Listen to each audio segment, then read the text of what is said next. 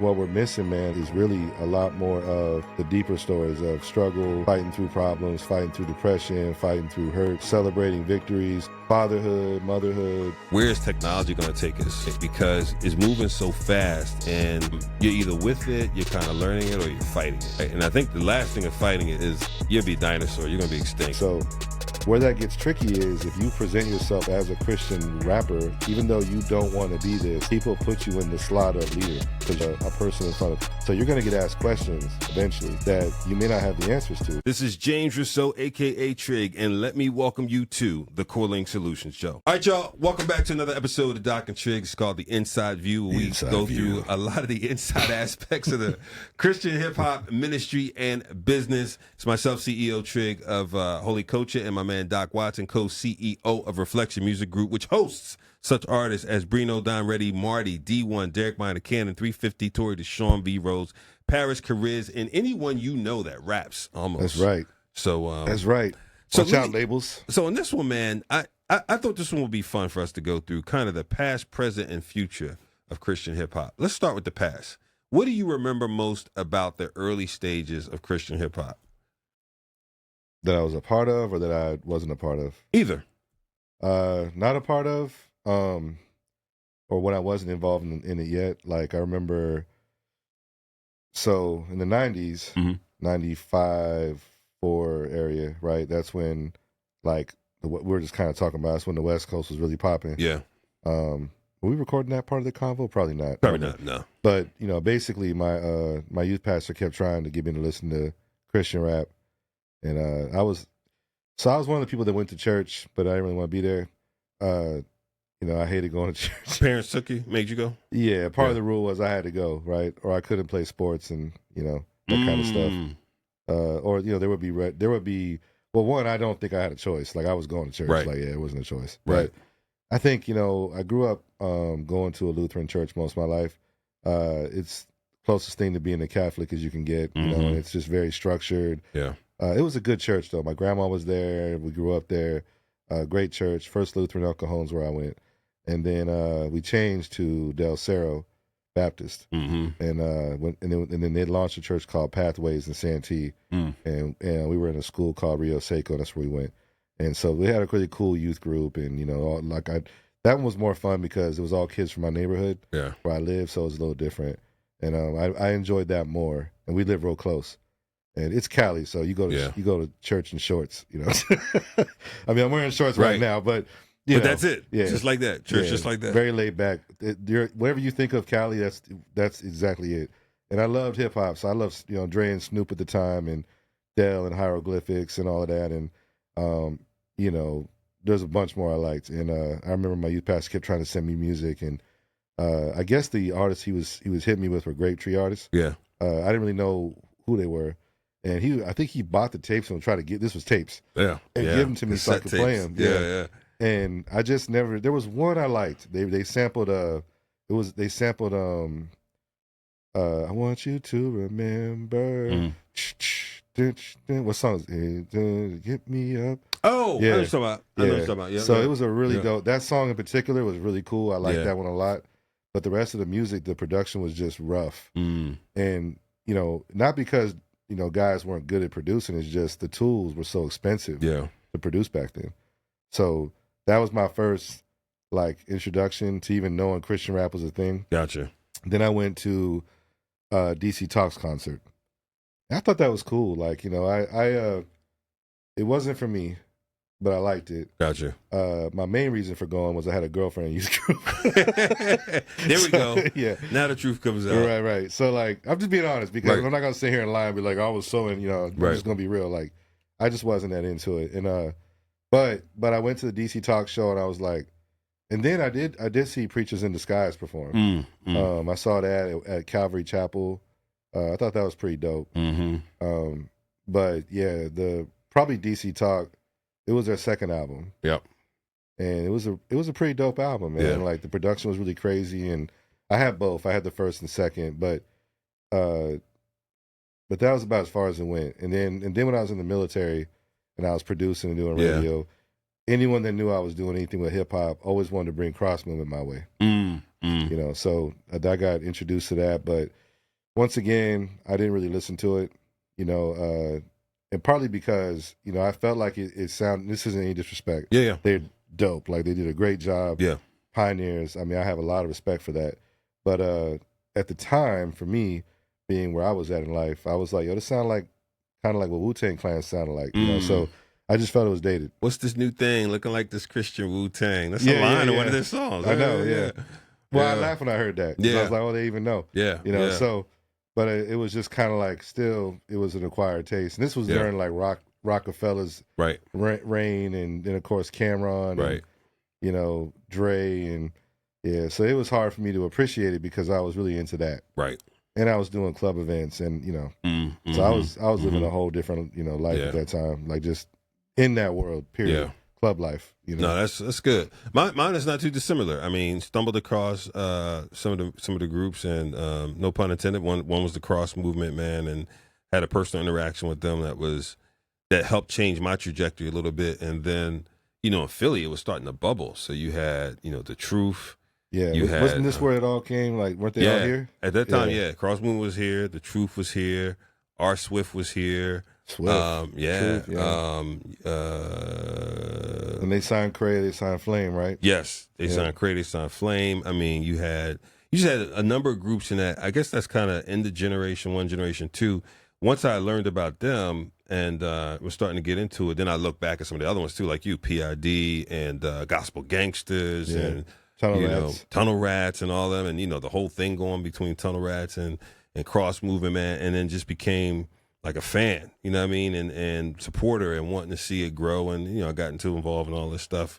One of the things I often think about is like, how do we, I don't know, who are some of, and how do we think about the pioneers and what role they should be playing today? That's a question I always kind of wrestle with, and even if you think about like, who are some of the pioneers you think artists should study, and I'll even start on that one, because I think about, one of the things I remember about the Cross Movement is the intentionality of wanting to deliver the gospel clearly, right? And that not be sacrificed for the art. In other words, the art needs to be good, but our delivery of the gospel needs to be equally, if not better, right? And Deuce going to seminary, and Wells being a preacher, and Brady going to, same thing, seminary. So that was a big deal when I finally got involved myself in Christian rap. Like, when we came in, what year was that? Reach was in Memphis. I think it was 2010, maybe a little earlier. But I just know that when we came in, that was the big thing. You had to go through, like, I didn't ever do any of that, but like Derek and those guys, they went through like these Bible studies early in the morning. They kind of got vetted, I guess, went through a lot of different things. And I think part of it was the discipline of it, so that I think that's how they weeded people out. Like, it's weird because that's the way it was then. And I felt, I'm my disposition is I'm always kind of rebellious. It's just kind of me. I've always been. I'm shocked by that. I've always been a rule breaker, man. Like, so when there's a rule or there's a structure, right, my natural inclination is I follow it, but I look for the holes, right? Not because I want to get over, it's because I'm like, where are the holes in all of this? I want to bend it. You know what I mean? Like, so when I saw how it was, I was kind of like, like, this isn't very inviting, right? Because you got, I think the intention was, let's teach people the gospel the correct way. Right? But, that's all subject to how you read the Bible, where you are in your growth and where you're at in your life. So I remember they would be having arguments about, works-based faith, faith for works, and all that stuff. And bro, I just the tulips and all. I would never get into it. They try to pull me in. I'd be like, I don't know. I just, because to me, it's like you can argue in circles all day. Like, if somebody has that impression about it, that moment might be good for you to challenge them and get them to think about it. But ultimately, you have to kind of get there by how you arrive in life, So, one thing I love about this phase of my life is I'm older, but I'm more, I don't act on my emotions as much, barely ever anymore. I have a lot more patience. It hurts sometimes to hold on to that stuff. That's why it's, but the thing is, when you're older, you realize if I act on emotion, that's right, I'm going to have to pay for it later, right? I'm gonna say something I don't want to say. Right. I'm going to let my anger get the best of me. And y'all know when you get going, it feels good. The energy's flowing. You say all this crap, and then you get done with it, and you're like, oh, man, I should never have said that. Right. I didn't mean that, and I got to walk it back, and that person may never let me outlive it or whatever, or forgive me. So I think when you deal with Christian music then versus now, like, I feel like back then it was very constrained. It was good in some ways because we had a lot of quality context come out of it. Right. But then some of the stuff that was being taught is no longer relevant to some of those people. As we've gotten older, they don't do that anymore. Yeah. Right? Yeah. That's no longer really a thing that people do. But I feel like now we're kind of overcorrected. Now we've gone from a filter to pretty much no filter. Yep. And you have all these different perspectives coming in,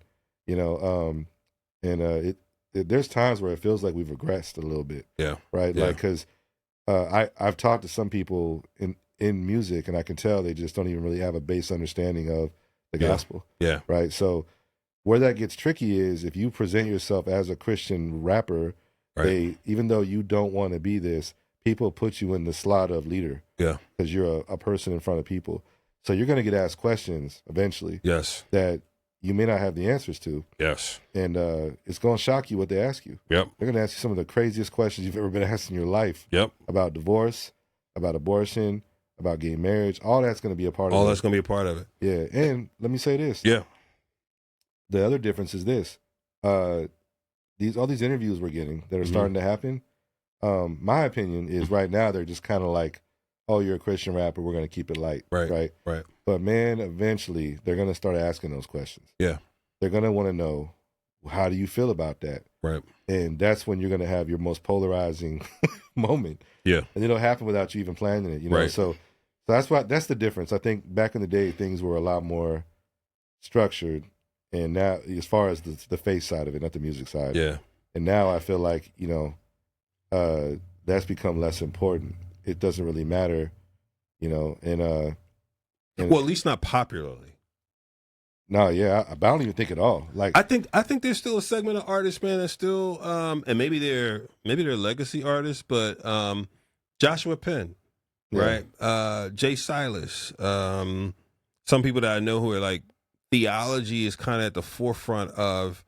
If it's not at the forefront of the music message, it's at the forefront of the substantive message, meaning that even if they're talking in similes and metaphors, it's pointing back heavily to a theological base, you know what I mean? And trying to present the gospel, and not just the we winning part of the gospel, but like the whole thing. Yeah. You know what I'm saying? And so, but I agree with you. I mean, back then, it was almost like not just iron sharpens iron, like iron will cut you because you better get this message right. I mean, watching some of that, but it's almost like it's and almost it wasn't like healthy a lot. Some of it wasn't healthy. There was some very direct leadership type things happening. Like I think it was unbalanced then. Yeah, and it's unbalanced now. I agree with that. Yeah, I agree with that. I think that was my whole key. Was just like instead of us having a filter, we're just like, who cares? Can you sell records? You know what I mean? Like, and that's why we get surprised all the time. Like so and so did what? It's like, well, who are they under? Who's discipling? Was discipling happening? Right, exactly. Who are they accounting to? Like who they talk to and get accountability with, and who can talk to them? Yeah, right. Who will they listen to? And that's the thing I always get worried about with an artist that goes viral, that speaks for our culture, because once you go viral using Christian hashtags or whatever, you're now a representative of what we are as a culture. And I feel like there's people that are in those positions that don't necessarily understand, the gospel. Yeah. And it's a thing we hate to see, right? You go on TV and there's some girl, I'm a Christian and blah, blah, blah, blah, blah. And we're like, oh my God, that's not what we think. But that can happen with us too. Like, you get the wrong person in there making the wrong statements. And, and I don't know, somehow the wrong person is always the one they catch, right? Like, that's because that's the most polarizing statement. Right. But, I think what I'm saying is eventually you got to live up to it. Yeah. Right. And it's not, it's not a hustle. Right. But I do think that now I see the potential for it to be more of a hustle, less of a lifestyle. Does that make sense? Yeah. Whereas before, it was definitely a lifestyle. It was a lifestyle. Yeah, no question. If you were a Christian rapper, you were living the life. Right, and a lot of those Christian rappers, it was for whatever that looks like. Yeah. Whether you believed in Calvinism or whatever, you know what I mean? Like, absolutely. You were definitely believing in what you believed in. Yeah. A lot of them were, look, I'm a minister first, and I express it through rap, and if rap goes away, I'm still a minister. 100%. Right. Yeah. So I think, where it gets tricky is, if you build a label off of that, right, then it looks weird if you're doing anything else. Right. You know what I mean? Mm-hmm. So it's a little tricky now, man. Like, when the labels get involved and all of that, it's a different world. You start getting the exposure. You start bringing other people into it. Right. The thing that most people don't realize is if that person that you're bringing into it, like a featured artist or whatever, runs around and has this perspective on the faith, you bring your people to them as much as they bring their people to you. So now they're influencing your people and you're influencing their people, right? So that's why, like, when we do features and stuff, the in-house model is if it makes sense. Yeah. It's got to make sense. If it doesn't, it doesn't. So, I just think that if you put clout ahead of, and this isn't aimed at anybody, we've done it, everyone, I'm saying, if you put the idea of I'll grow and gain clout if I do this ahead of the message, then you're getting ahead of yourself. Yeah. You might not want to do that until you really vet the situation or build that strong relationship with your fan base so they understand what your intention is. If you build it around that. Yeah, if you build it around that. There's one thing about that, when I think about the pioneers and one of the things we can learn from them, it felt like there was one thing I said, like the intentionality. Going to seminary, I went to seminary, right? I got deep into wanting to have a better understanding. Same thing, man. Got seminary, got licensed, did the whole thing because I wanted to be able to make sure as I'm out ministering, I can effectively minister the gospel, right? And so, but one of the things I also remember is in that time, in a lot of spaces, it felt like, man, if we only minister to one person, we're happy, like we're delivering the gospel. And I think, and I could be wrong about that, but I feel like now we're a lot more number centric. No, there was a time where if you did a show and you impacted one person, you left happy. Yeah, because that's what our heads were wrapped around. And I think some people were thinking that way. Some maybe were thinking that and beyond. But I think now it's definitely about impressions, likes, clicks, streams, checks. I'm not saying you're wrong for thinking that way. Right, that goes back to the business convo. Right. I think you have to think that way. Yeah. But I think ultimately you have to ask yourself, what is your purpose? Right. If your purpose is to reach people with the gospel through your art, and this is what you want to do, then you make a decision. Are you going to be the guy that's Christian that makes music, or a Christian music maker? Right. Yeah. And then whatever that looks like, neither path is wrong. Right. Both paths have different ways, and then you make your choices there. But I think what happens is, I know that competition gets in there, right. The more we grow as a culture, the more competitive it becomes, and you see guys. I could just tell by social media when guys are competing, because of how they set it up, right. And post it and how they narrate their situation. But then you can kind of see the gospel kind of leaving the convo, and the clout entering, right. And I'm gonna tell you, man, that's a trick. Like the clout thing. It's a tough one because it is important. You kind of need that motion to reach more people. The guy that I'm kind of proud of, man, that I don't really know super well, I know enough, but the things I'm seeing Miles do right now with his platform, and the people around him that I know, I think it's dope that he had the altar call, like, because he said he would do it, right? I personally probably would never do it, but not at a festival, but just because I'm not built like that, that's not my thing. I don't do that. Right. But, well, I would say that hasn't been us as a culture. Yeah. Right? Yeah. But if that is your culture and that is what you feel comfortable doing, and you did do it, man, I got a lot of respect for that. Yeah. It takes some, what's the right word to use? Intestinal fortitude. Yeah, bro. We already had a minute. I'm like, we don't need no more sound bites. But no, it takes some real willpower to do something like that. And I was really surprised that he did it. And I always hear good things about him, and I've talked to him a few times. I like him. I think he's got a good heart. But the problem is when you see how he's moving, you see the cloud stuff happening around him, that becomes competitive sometimes, right? Like, oh, look what he's doing. Am I falling off? Like, do I gotta? And once again, this is just in general. I have not personally talked to any artist that feels that way about what's going on. Yeah. But I just see the potential for that because there's somebody rising, and it's happening off of how they decide to go about it. Right. And I think that because of what we're dealing with in music, that's kind of part of it now. Yeah. So it's not that you don't do that. It's like when you do it, what's the goal? Right. So if the goal is, look, man, I just want to sell records. I love God. I'll never do anything against God. This is my job. This is what I do. Yeah. Then cool. Yeah. But if it's like, hey, I want to be a Christian rapper and this is all to attract people and to get them into situations, then it needs to go somewhere, right? Yeah. Like, just like you want to sell records to a fan, you know, then what's your goal for this? Are you trying to connect people to the gospel, and then how are you going about it? Mm-hmm. What's like, where's the bottom of the funnel for that? Right. Or top, whatever. Like, where's the exit? Right. And I don't know, man. I just haven't seen that. I've seen, here's where you can get the merch from people, right? Yeah. Once again, I'm just looking at the overall culture. Like, I see them doing what they're supposed to do: sell merch, sell tickets, come have fun, whatever. But at the end of the day, you know, what's the deeper connection?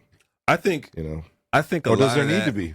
Well, well, I think yes, there needs to. Well, listen, you know, or is it entertainment? Some plants, some water, God gives the increase, right? So we don't get to see all the conversions. But I also think I was just talking about this a couple months ago. I think one of the things we don't capture as much of is those conversion moments, those moments of people going into deep prayer, the Hovey concert for, you know what I mean, at the end and things like that.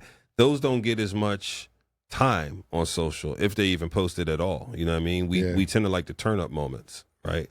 Yeah, you want to show the live moments because it draws people in, right? But the intimate moments where prayers happening, someone's getting saved, someone's coming back to the family. Those things may not get shown, and I think one of the probably because it looks weird to show. It may look weird to show, right? Where's the privacy in that? I remember somebody on the social post the other day was like, you know, why do I need a camera in my face when I'm praising the Lord? Like, why do I need, you know, I'm getting baptized. Why all the cameras on me? You know what I mean? And so, or my favorite text or post when I see a dude say 100 people got saved today because of me. You know, I love those ones. Right. You don't know how many, and it wasn't because of you. It's not because of you, family. It's not because of you. I get it, but though. Thank God for creating that, helping create the moment. We appreciate it. You had a dope moment, but you took credit for something you shouldn't be taking credit Absolutely. for. Yeah. And I think, you know, all those point to shifts, man, between the let's call it the first, second generation and now. So one we talked about was kind of the heavy theological versus not now, right? Another could be the sonic shift, right? In terms of tracks and everything just sounded so much better, man. Technology and everything from then to now. Well, we got so much creative production-wise, you know. But, you know, once again, Christian rap has a sound, you know. My wife says that to me all the time. It has a sound, and it's, I feel like, man, so here's the problem. Or it's not a problem. It's just that we're always going to have the redemptive story. Right. We had it. Redemption. Literally the name of an album, right? Biggest album we did way early. And because it's an amazing story to tell, because you're talking about your climb back. Right. Or your climb out, however you want to look at it. Right. Well, that story keeps getting told. I think what we're missing, man, is really a lot more of the deeper stories of struggle, fighting through problems, fighting through depression, fighting through hurt, celebrating victories, you know, fatherhood, motherhood, you know. I just think that I hear a lot of turn up, I'm blessed, you know, like, or whatever we're doing. Right. Literally not a quote from any song that I know off top, but I'm just saying that's the hook, line, and sinker to get your streams up. Right. You know, and unfortunately in music now, you got to think of that, or you're going to have an album full of duds. And so you're forced to do that. But we've seen, if you're an artist that comes out and has a connection, you can sell other things. Right. Right. So, I mean, I'm sorry, but Kendrick Lamar is one of the biggest artists right now, and he's not going with the grain. He's going against the grain. And he's talking about other things. He's not really big on social media. And that's tough to do now. You can't just do that. But saying if you build your brand so strong that your album can last a year still, is saying a lot. Yeah. You know, and people kept saying no one's going to go back and listen. I've listened to Whacked Out Murals like 1 billion times, right? So I think, you know, I think what happens is people get caught up in what they see happening and feel like that's what we got to do to stay relevant. Yeah. And lose sight of some of the bigger moments. And there's not one artist I'm pointing to right now. I'm just saying in general, it's easy to get distracted by the culture. I think you're spot on. I think we have some. There are some artists that aren't some great storytellers. I mean, Derek is one of them, right? Derek's again. I think I said this to you guys last year. That was one of the best albums and smartest tours I think we've seen in our space in a minute, man. Because that album, Yeah, that album unpacks so many real grown folk things, right? Without him over spiritualizing it, yet talking about the spiritual part of it. Right. And guess what? It's a roadmap, right? Right. Derek is no threat to an artist like Dylan, who's walking into his prime. Right. Right. Derek has been in his prime and has moved into a new prime era. Like, right. And so Dylan's in a different space. That's just a roadmap for Dylan to look at and be like, yo, in one of my avenues, I'm probably going to do something like that. Right. Because I know Dylan's very intentional about his walk and what he does. So, like, you know, that whole team is. The Indie Tribe guys are pretty serious. Mm-hmm. You know, so, you know, when you look at it like that, it's amazing to see. Yeah. You know, what you hate to see is when you got guys that aren't really connected and they get steam, and it's kind of like, man, what are we doing over there? Right. You know, and they're almost outliers, right? Like, not connecting to anybody. And this is what happened in 2020 when COVID happened. You know, like Brando shows up, Don Reddy, Young Chris, Caleb Gordon before that, Nick D, he was kind of around, he blew up, you know, so that viral thing really put a lot of people in the game that weren't in it at the time. And then it's like, okay, well, who are these guys working with and who are they connected to? And see, then it starts getting weird because you're like, okay, now we got other ideas and other impacts coming in, you know, so it's a tough one, man, because we got to grow. Yeah. And not everybody can be vetted. No, that's exactly right. You know what I mean? Like, that's exactly right. Yeah, so it's a tough one, but I definitely feel like we're more loose as a culture now. Yeah, for sure. You said more loose? Yeah, yeah, yeah. A lot more can get through. Yeah, you know. Yeah, and I think there's less like the ear's not there like it used to be, trying to hear for like, is this record on? Yeah. I remember back in the day, man, Cass was listening to your album to even see if you were spiritually on, you know, like, what's he on? You know? That's right. Yeah, it was. That's right. Like, today in Christian rap, you would not recognize where it was 10, 15 years ago. I mean, back then, even the CD covers, album covers, bro, I mean, there was so much in there in terms of the lyrics, and people want to read the lyrics and the credits and your statement of faith. And no, Christian hip hop has notoriously been a culture that loves lyrics. Yeah. People really want to know what you say here. Yeah. They want to know your lyrics. They want to read them. Man, my wife, when she listens to music, she reads every song. Yeah. Like, listens and reads it all. Yeah. Like, you know, that doesn't really happen in hip hop that much anymore. I mean, some albums, bro, have been have been Bible studies. Like, you look at some of the Truths albums and whatnot. I mean, Cross Movement, some of them cats were these the were original 116 record. Yes, man. These are like unpacking a Bible study. They had the study with it. Yeah. One of the things I kind of lament and look forward to is still figuring out how we create more connective tissue from the past to now. You know what I mean? Like, it was funny. I was listening to somebody say this, because a lot of times I think it's only in Christian hip hop. I'm like, no, it's not true. It's in everything. They were talking about gospel music, and they were talking about, you know, there was a time that, you know, there was connective tissue because you sang backup for CeCe Winans, right? And then you became an artist, so you're connected. Or you sang backup for, man, you were part of James Cleveland's crew. Then you became a singer. Then somebody backed you up, and this, that, and that. And so there was natural connections. And now they were saying, now when you look at a lot of the artists who are popping now, they pop on social first. They're connected to no one. No one. And they have no appreciation for none of the historic artists. Like, who? CeCe who? Right. Right? So Marvin who? Marvin Sapp. Who's that? Yeah. Right?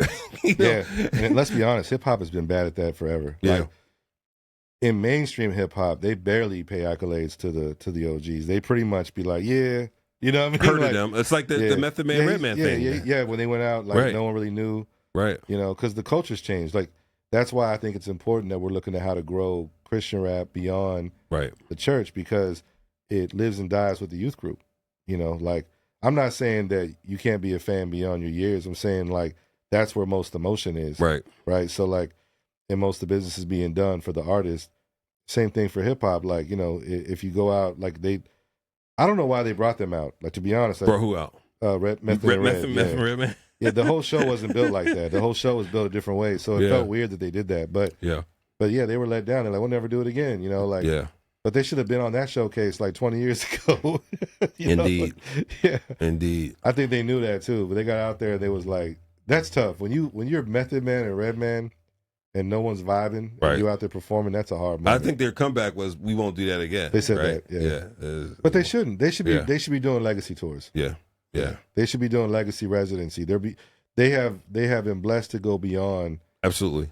Like, I think the big fear a lot of artists have is while they are performing and doing all these tours, right, is what's next, right? Yeah. Like they really start to worry, like, where's the fall off? Right. And let me tell you, the fall off does come. Yeah. It does, because the money goes into somebody else, the motion goes into somebody else. While you're building your model right now, there's a label looking at that model and thinking, who can we put in that model and replace you? Right. Literally, while you build a model. Every time. That's why you got to protect your model. That's why you got to own it. Like a different version of Menudo. Remember Menudo? Yeah. Trade out the singer every couple years. They did. Man, that was crazy. I remember that was a show on TV too, the Menudo show. The Menudo show, man. What? But yeah, at the end of the day, like, that's the problem. Like, you know, so while we're building all this stuff and everything, Christian rap culture should be a lot closer, you know, and you know, sometimes it's probably a toxic leadership issue, me included, you know. But I think that we got to know that when guys are winning, it's okay for guys to win. And that should make you feel good and make you feel like you now have a chance. It shouldn't make you feel like you're losing a chance. Correct. Because when Drake won, then Travis Scott came. Right? So, like, when they started curating, they started saying internally, like, oh, we got to find the next Drake. Who's the next Drake? So they started... No one knew Drake was going to last forever. Right? So they're looking around like, who's the next guy? Then you start signing all these different artists, trying to, you know, Big Sean. You start finding all these guys and building them out and pushing them out. And that lasts for so long. And then you find your next guys. Because, you know, a lot of the rappers, they get money. They go, you know, I want to be on the road no more. I want to just own businesses. And I'll drop a song once in a while. Like, so it continues on. So when you see a Dill win, a Miles or whoever is popping at the time, like, what you should be thinking is, bet, that's dope. That's a model I should be following. Let me figure out how to do that too. Right? Or a Tory or a John or whoever. And you look at that and go, this is great, the guys are winning. Because what the labels think is, okay, there's a movement, but who's next? What touring companies say is, we want to build a tour out for this, but is there going to be enough staying power and longevity for us to have multiple artists tour? Because touring isn't just when you tour. You're one day at that venue. One day. Out of... It's not 365, but it could be. Right? So if a venue has, you know, 5 days a week opened up, they need a lot of shows to go to. Doesn't matter if it's big or small. They need acts to come through their venues. And so that's what everyone should be thinking. I'll be honest. It's a loser mentality to be happy when someone dies. Oh, no doubt. Right? When a tour is canceled. No doubt about it. And look, there's people I don't like. I don't. There's people who don't like me. It's just the way it goes. But I don't celebrate their downfalls. Like, if anything, I feel let down by it, right? Because I feel bad when I see it happen, because I'm like, man, this is the best of us, right? Like, we can't have this, you know, and it's a letdown. Like, it's not a fun moment. You know, it might make you laugh sometimes if it's someone you really don't like, I guess. I'll be honest. But but I never want to see anybody fail. And I think anytime we see someone fail or a tour cancel or any of those things, our reaction should be, man, how did that happen? How did it happen? Could we? What could we do? I remember, you know, Rapzilla, when they said, look, you know, if we don't meet this financial need within a couple weeks, you know what I mean, we could potentially have to shut down, right? And I remember seeing the community help raise money. You know what I mean? That is what we should do over and over again. How do we help make sure? If our voices go away, we don't have a voice. I mean, we need to grow the pie, right? And so when somebody loses, to me, that's like, we lost a slice. We're going the wrong way. We need to grow the overall pie. But that also means we need to think a little differently about more than just us. It's ecosystem thinking. You know what I'm saying? And the big argument used to be is everyone wants to be a rapper, and I get that, but not all the time. It's just that if there's money to be made with you, there's way for people to plug in and help you out, right? So, you know, I think when you look at, if we don't have the websites, if we don't have the .coms, if we don't have the shows and the podcast, we don't have anywhere to take our music. And DJ Malski asked me a question the other day that I've really never asked out loud to myself, even for our artists. You know, just thinking of, I guess, you know, I kind of knew where I was taking the music. But he said, man, the question I ask is, where do you play your music? Where do you want to play it? He's a DJ. That's what he does. So his whole thought process is, how do I make this show go crazy? And he does that very well. He's good, man. He's amazing. Like, top of the line DJ. So like, you know, so the question is for the artist, like, hey, if you want your stuff heard, if you want to get out, where do you want it heard? And then that should answer your touring problem questions, your radio questions, your everything questions, and all your branding should make sense in those worlds. Right. And so once again, if a tour failed, it probably didn't fail. It was probably an overshoot. You know, it's probably like, hey, I could probably book, 20 venues that can hold 500 people and be successful. Right. And maybe you could have booked 10, but just not 20. Right. This time. Right. And that's all it is. But as an artist, the way you should be looking at it is, hey, if he's going out, maybe I can buy in, give him $5K to go out and do his shows. That gets a bus for a part of the tour, or gets all the hotels. Like, a buy-in where you sell merch is a steal. Yeah. Trust me, booking a tour is expensive. Yeah. Yeah. If you could buy into a tour and just go for the ride and sell merch and get in front of people, that's a big win. That's a big deal. But you got to think that way. What do you think the future looks like, man? What do you think the next 3 years look like? I'm starting to wonder how relevant music by itself is going to be. How what? How relevant music by itself is going to be in 3 years. Why is that? We're just going into a content straight up. I mean, artists are becoming more. They're really becoming content creators. Yeah. Well, that's been. I mean, to me, the last 2 years. Yeah. That's been, in my mind, both artists and DJs and hosts. Honestly, right? Same thing. It's like selling radio. It's almost like selling radio advertising is a non-starter. You got to sell visual and use radio to amplify. So if you got, a song by itself now isn't going to do it. Right. If you put a song out, I mean, you need something to push it. Right. And it used to be you could drop a single, post about it, keep it moving, drop a video later, go perform it, you're done. Right. Now it's like you have the access to push it, but it's a requirement. I think internally we're trying to get 45 pieces of content from the artist before we even drop a song. Lord have mercy. Because we need it. Yeah. We have to keep pushing it. Spotify has a rule. That they tell you they say 4 to 6 weeks between releases, right? Now, I think people felt like they wanted people to drop more. I think they wanted people to drop less, right? I think they're looking for a more effective drop. And so what you're supposed to do as an artist is, and they don't all do this, I know because I got a lot of them, 2 weeks before you're supposed to promote.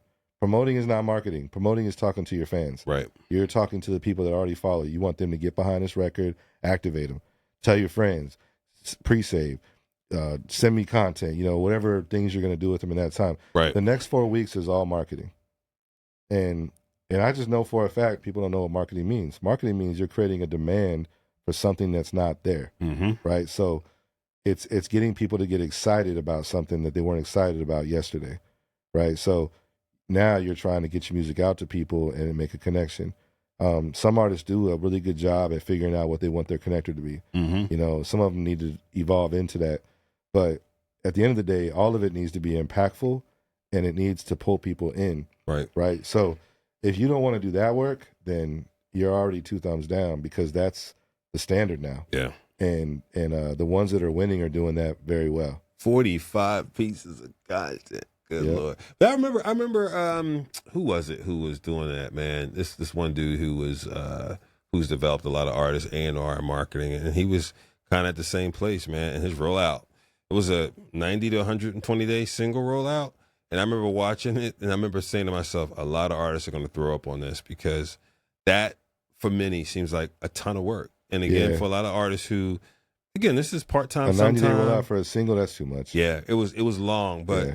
Well, not all of it was public. So he was just saying 90 days of work, the full 90, all the work you got to do. I mean, everything from just getting the metadata right, all those different things that are detail-oriented things, right, where you still have some artists who just want to do the song. I just want to do the song and put it out. Well, Derek said something to me. I think I thought I understood artists a little better because I was a producer and kind of an artist back in the day, but it's a different time.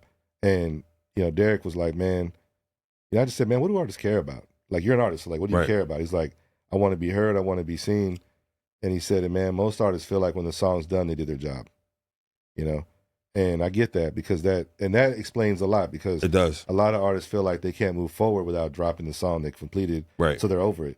We just talked to Byron the other day about his album that we dropped last year in November, and we did a deluxe, and I could just tell he's kind of like ready to move on. He's moved on, and it's like you can't move on, bro. Like you've got music in here that's still great. We're still seeing support. We got to do more. We got to drop more content. Yeah. But what happens is you start kind of not knowing what to do if you can't drop a song. Right. Well, some of it's emotional too. I don't know about you, but sometimes when I talk to different artists, they've emotionally moved to another place. Like that album, Yeah, I was unpacking issues. I was unpacking pain, this, that, and that. I've now moved to a state I feel healed from that, and I want to talk about this. So I don't want to revisit that. I want to revisit that emotional set of stuff. That makes a lot of sense. You know, I didn't think of that, but that does make sense, especially if it's a deeper song or a moment. Music's a time machine. Yeah. Right? I forget that sometimes, but it is. It takes you back to a place. Yeah. You know, and for artists, it's their creative work. Yeah. You know, so, you know, artists feel differently about their creative work, too. Some of them aren't as worried about where it goes, while other ones are very particular, you know? Right.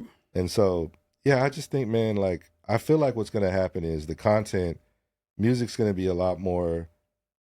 I wouldn't be surprised if everything's a video in the future. Yeah, just something. I mean, I think Spotify's ahead of the game. Yeah. And Apple. Spotify's ahead with Clips and Canva. Yeah. Is it Canvas or Canva? Canva, yeah. Spotify Clips, Canvas. Yeah, Canvas. Yeah, Canvas. You know, you almost want to see that, right? Yeah. And then you look at Apple, they're doing the motion art. You know, like I think everything's becoming a lot more visual. Yeah. I don't think so. Some people feel like music will just die and these platforms will die. That's not going to happen. I don't think it'll die, but I do think it's just going to look different. It's going to look different, and I think singular music will continue to get grossly devalued. So it's not connected and embedded with something else, right? Because I think you'll see more and more pickup of it being riding along with visual content. Because we have more shows, more video podcasts, more short series, more movies, and I think it will become like visual is like, what do you call it?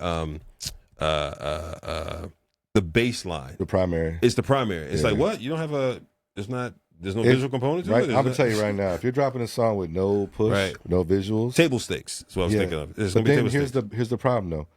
Then what happens is you have your template thinkers, right? Right. So labels are template supporters. Labels go, hey, we're going to do these things every time. Right. You drop. Right. With a few buttons and push that we're not going to push depending on the song. Right. And so for the artist, it becomes, okay, fine, I'll do 30 pieces of content of me rapping all over the place. But the problem is that that's still not connecting people to the idea. Right. That's luring people in. Right. But while that's running in the background, you still got to do lives and, you know, like we were talking to Instagram and TikTok both, and they were like, look, the live is so much more impactful, right? Because, you know, and they actually. Instagram lives? Yeah. Man, it seems like they've died down. Well, maybe now. This was like last year. Okay. Yeah, the algorithm definitely took a hit recently. I can tell because everyone's numbers are down. Yeah. They do this every time. Well, they're getting too hot, kill it. But yeah, at the end of the day, you know, the live is just like, if you look at all the stuff that goes viral with the main artists that are out there now, it's always a live. Yeah. It's always them saying something in a room, doing something random. And it comes down to people just want to be in the moment. Yeah. It's almost a fantasy. Yeah. Right? Like, it's like, man, like I get to see, you know, what, you know, whoever you like is doing right now. Yeah. You know, Alex Jean did one a couple days ago. I mean, simply he was sitting at his desk, and I think Alex Jean. I like him a lot, man. Yeah. Him and his wife were here, and it was just a really, really good conversation. By the way, I really like that too. I like when artists, just so artists, so you know when you come.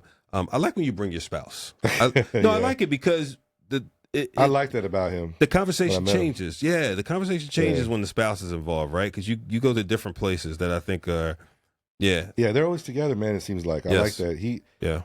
Man, he left such an impression on me, man. He just was so warm, and he's just in love with music. Yeah, like you could just tell he loves music, man. And it's just so cool to see that because I've only talked to him a few times, but it was always about that. Yeah, it didn't seem like there was a whole lot of like, oh, I need to get this done. So that looks just like he's enjoying the moment fully. Yeah, he's doing his guitar. You know, same thing with Jared Allstar and Lady Davina, right? Just sitting talking about like music and life and all the things that go along with that. And I love when artists bring the spouses with them. But the other thing I think about with some of this stuff is like, where is technology going to take us, right? Because it's moving so fast, and you're either with it, you're kind of learning it, or you're fighting it.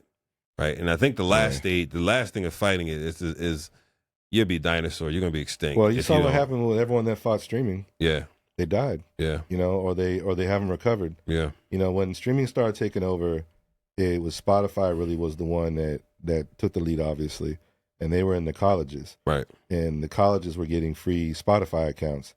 And when I saw how Spotify was built, I was like, they're not going to let this go. Yeah, they're building their whole life on this thing. They're not going to want to let this go. Mm-hmm. They're not going to want to do it somewhere else. They're going to want to keep with this, right? And this is going to be a mainstay. I just know it. And we just kind of embraced it, you know. A little earlier on, which meant we lost money a little earlier on because we were promoting all the stores. But, you know, once Apple went all in, it was over. You know, I mean, I can't believe we still sell downloads. We still do. I can't believe it. Like, really? Yeah. I mean, it's so funny. We were at Apple one time and they saw that and they were like, people are still downloading. You know, but because they don't care about the storefronts, they would rather see people go to the streaming side. Gotcha. You know, but I think because they're just trying to get to that now, like, but, you know, what it is people like to collect, though. Yeah. You know, some people just want to have it. Yeah. You know? Is there a demographic pocket in there or just all I think across it's the older board? demographic. Yeah. I don't think it's the younger. The younger don't even know how to do that. Yeah. They don't even know what that means. We know what it's like to download it, catalog it. Right. But the young generation is like, I'll just throw my playlist. I don't care. Like my wife says, every now and then my wife will say, "Let's make sure I'm backed up all my MP3s because you never know what's going to happen with this, you know, streaming stuff or whatever." I'm like, no, it'll be out there. But to her credit, there have been some things that they pulled off the stores. Mm-hmm. She says, "See, I have my MP3s." They have. They do that once Some in stuff a while. they pulled out the streaming side rather. I think BTS they pulled on BTS album or something. It's like, I got my MP3s. And it's political now. Yeah. You know, sometimes they'll pull it down to make a statement, make it hard for someone to make money, pull a share, force the label to get better numbers. Right. Like, you know, it's they play games with it. You know, some people just pull it down altogether because of the past. Yeah. You know, so yeah, it's interesting now how it goes, man. If you're getting canceled, you know, it goes into everything. Yeah. What else do you think? What do you think we'll see if you were a betting person? What do you think we'll see in terms of indie artists and labels? You think we'll see more indie artists jump on labels? You think we'll see more just independents thrive? What do you think? I think if labels adjust, I think majors are still playing the all-in game. Mm-hmm. Most of them, their deals are mostly like your standard other way around deals. You know, 25, 75 their way. They give you a bag, give you a marketing budget, a team. And artists, let me tell you something. Most of y'all haven't experienced a full label situation. There's a reason why they take that much money. I'm not saying it's right? I'm just saying that there's a lot of things you get, and then what you get in that system is up to you, right? Like, you know, no one's going to come to you and say, we also do this, because they're busy, they're working. It's up to you to dive into the system and find out what you got available to you to work with. Yeah. You know, so you come in and you go, hey, man, what else can we do? Like, what else can we do? So I always tell our artists, like, ask us if you guys need to know more. And, you know, if a song is going, let us know. We could, you know, try to get behind it more. And they'll hit me up, what else can we do? And we offer up different things we can do to, you know, support the song. Right. So I think a lot of times, man, like, these deals happen. I think there's definitely bad deals, for sure, out there. There's always going to be that, right? But remember, somebody signed that deal. Yeah. You know, we've signed one deal that I'm not happy about in our whole career, but we signed it. Right. It's our fault. Right. Can't blame the label for that. Right. Now, you can say, you know, hey, I expected something different, and I didn't really know any better. But at the end of the day, you signed it. You didn't get a lawyer. Yeah. You didn't do your homework. I mean, now you got AI. You just throw your contract in AI, and it'll really tell you what's in your deal right now. Right. If you pull your record deal and put it in Gemini and then write, give me the terms of this deal, right? It'll break down the terms for you that you have to do. You could say, can I write features for other people? It'll tell you what that role is like. Right. So it's still not a lawyer. Right. But it's definitely going to give you an idea of what you're signing. Yeah. So this is the best time ever when it comes to contracts. Right. You know, so, but yeah, I think, man, like, with these deals that are out there, I think we're built well for indies. I think that we're good for, like, we built our whole model to kind of help support, you know, the growth and how it's growing and to stay relevant. The reason why is, the truth is, RMG, we lost Daraj on his last deal, and mainly because Daraj just really wanted to focus on sync and was kind of like, I just want to do that. Can we work that out? And we just weren't built for that. Yeah. His deal wasn't built for that, and we said no. And, you know, he was done with his deal and he moved on. and it hurt because we really had a lot invested in him, and we really believed in him. Yeah, and it made me rethink our system. Derek and I were like, we got to rethink how we're doing things, because what if I would like to be a mainstay if an artist wants to just adjust how they're doing things. You know, Daraj's thing was, look, man, I want to support my family. I don't want to really be on tour. On tour, you know, I'm still new. Touring is, I mean, his literal words were, I don't want to sleep on the floor in the hotel. You know, like, right. And I get it. Like, man, you're 30 years old. You don't want to do that. You know, 28, 25, whatever age, you don't want to sleep on the floor. You know, so, you know, at the end of the day, like, you know, he was, you know, making a joke kind of, but it's like, it's the struggle. Yeah. While you're on the road. And I'm going to tell you, man, there's been, tours will make you quit music. Yeah, tours will do it to you. A tour will crush you if you don't do it right. We got horror stories with touring, and we have great touring stories. Like, but touring is way different than anything else. You get into a tour that'll jack you up, and it may make you want to quit music forever. You know, so we did Amplify to kind of open that up and to kind of fill a void. Right. And if you think back then, there wasn't deals like that. Yeah. Right. So, you know, now it's a lot more common, but it's because the artists can kind of, you know, they can definitely survive without you. Right. They just have to do all the work. Yeah. So the selling point is, look, we can do that. And then we can also add value to your music and get you more money and more opportunity. Yeah. You know, it's very hard for you to be the radio guy, the pitch guy, keeping up with all these curators and radio people. Yeah. I mean, radio people have a hard time keeping up with radio people. Sure. Sure. People that do curation have a hard time keeping up with curators. Like, so eventually it gets too hard to do it by yourself. You got to bring people in. So you can do it yourself, or you can bring a label in and have them do it. There's different paths for different people. Some people are very, like, No Big Deal, I would say, is a unicorn. I would say Derek and him are similar in those ways. And I haven't seen too many people like them. Yeah. Right. Dylan is definitely a guy that's different than most. Can handle a lot. Has a big vision. Very smart. Yeah. Right. So, like, but not every artist is like him. They're really great at creative stuff, but not too good at the business and building the team, and you know. And so that's where we come in. We can help. Yeah. And fill that void. And then for others, we can do a lot more. But if it's like, I just need someone to help me put music out and pitch my records. Right. Boom. So I feel like we're, you know, the way a label can be better is by adjusting what they're willing to do for the artist. But then the hard part about that is if you have an artist on an all-in deal and this other artist over here is getting similar results, right? But they're making all the money, it makes this artist go, wait a minute. What happened here? What happened? Right. But the deal is this artist needed those things. Right. So it cost them more money. Yeah. You know, that's it. That's the comparison thing, though. Again, right? I mean, looking over, because you don't see everything. You only see what's in public view, so to speak. And of course, you don't figure it out till you leave it. Right. And then you leave it and go, oh, yeah, oh. What do you think? What do you think? You mentioned a couple of things, right? Things like using Gemini, ChatGPT. Yeah. We talked about touring and kind of getting boned up on where your audience is and hitting them. We've talked about kind of like not just music, got to be content. What do you think are going to be one of the biggest learning priorities for artists over the next 12, 18 months beyond those things we talked about?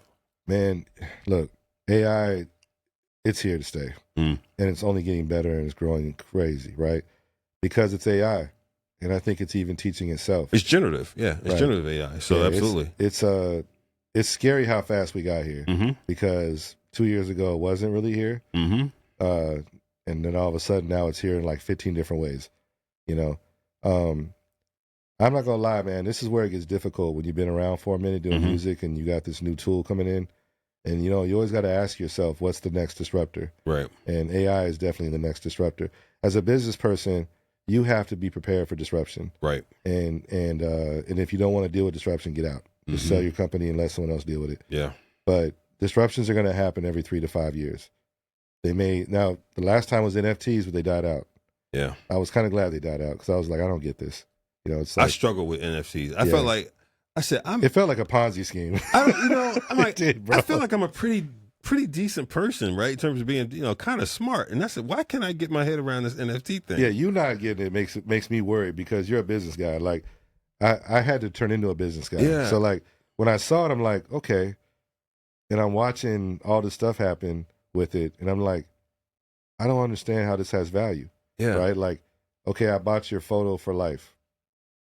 What? And right, the price tags on. Yeah. I remember going out to one of the exchanges and seeing some things that Snoop was selling, and people buying things for $5,000, $7,500. I'm going, I don't understand what. Why? Look at the valuation now. It's going to be like $30. Yeah. Yeah, it shot way down. When it died heavy. Yeah. And now it may make a comeback. You know, Bitcoin is definitely here to stay. Mm-hmm. You know, I made a lot of money on that during COVID era. Mm-hmm. You know, I was investing in like different crypto, and I made like $5-6 grand off it. Mm-hmm. But it's a risky thing to play with. Yeah. You know, you really got to be on it. And during that time was COVID, so we had a little more time. So I was like studying it. I studied and I dabbled. I didn't do a lot at all, man. You probably made about what I made, huh? Probably. It was fun, but it was scary because you're just watching it. We were trying to go big at one time. Me and this rapper, I won't say his name. We got the whole new wallet. There was a person advising us on this new currency that was coming out that was going to compete with Bitcoin. We about to go heavy. And then I just couldn't get comfortable. Nah, it moves too fast. Yeah. It moves too fast. And then the hard part is it does go back up, but it has such, you know, in a day the government could go, we're dead in this. Right. Because there's other countries using it to fund what they're doing. North Korea uses it. Okay. So, you know. As the main currency? No, they have this is off topic, but they have an office that all they do is make money for their dictator. Okay. And I forgot the name of it, but it's called Room something. And it's all they do is make money off crypto, make money off drugs and selling stuff. And so the crypto thing, I always laugh. I'm like, man, every time there's a big crypto dump, I think they just cashed in. You know what I mean? Cashed in, absolutely. Because, you know, it's decentralized. It's everywhere. Yeah. It's everywhere. So you're trading amongst the world. Right. So, yeah, it's a scary thing because you look at like the Hot Tool girl, right? The Hot Tool coin, or whatever they called it.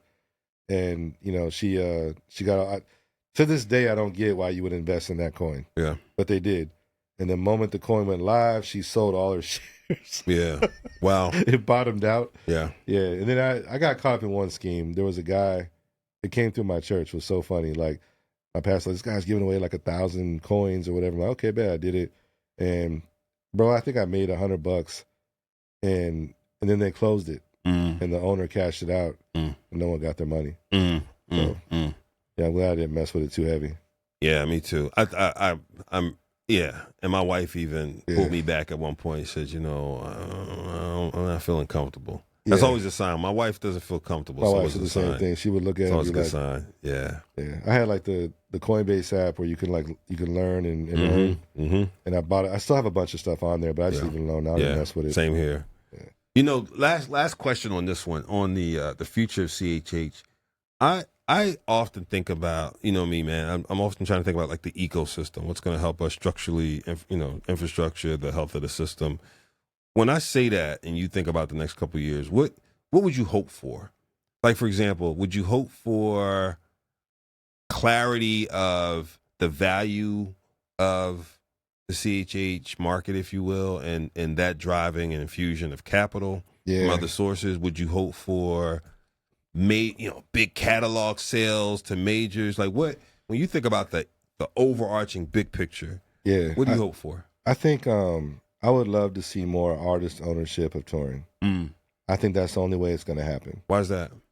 I don't think there's enough here for WME and all them to really jump in a meaningful way yet.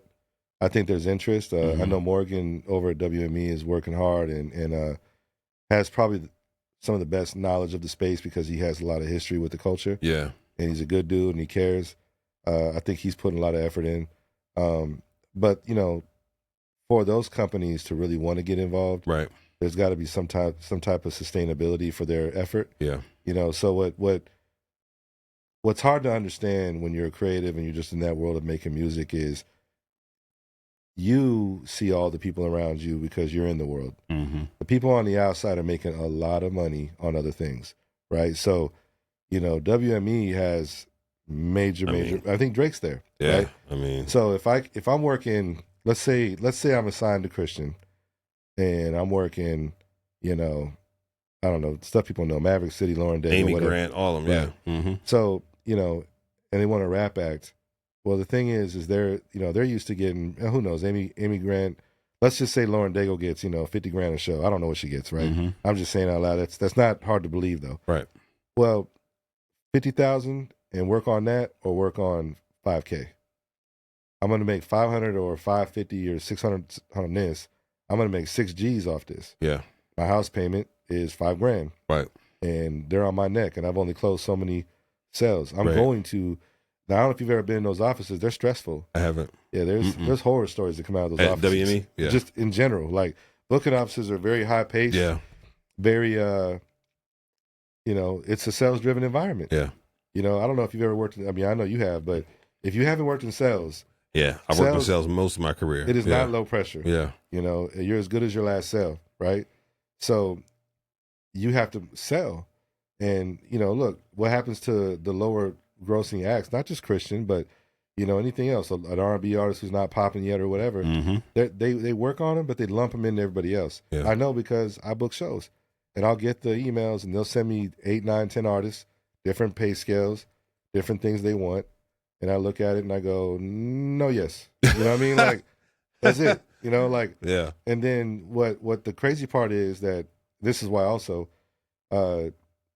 so when you see like, Rolling Loud or, what just happened, the one that's out in LA or the valley, the desert, what's it called? Coachella, right? Mm-hmm. Look at the flyer. Right. When you're looking at the flyer, there's like 3 days or 2 days or whatever they got. And they got the paragraphs of artists, right? Right. Well, probably the top 2 lines are getting paid. All the rest are either free or paying to be there with marketing budgets. Right. Right? Right. So if that was a Christian rap festival, every single artist on that bill would want to be paid. Mm-hmm. We would start from the top and work our way down. Right. And then we get into arguments about who's supposed to be the headliner, who's supposed to be in here. Let me tell you something. In mainstream, if an artist, I've dealt with it. Mm-hmm. If an artist comes in and is like, yo, why am I not here? Right. They go, because you're not anywhere. That's it. You're out. Right.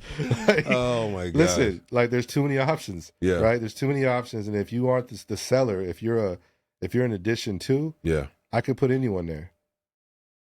Right? Like if I've already got a person that's going to sell 500 tickets, right, then this is about the show now. Right. And this is something I have to do to fill up the time and add more depth.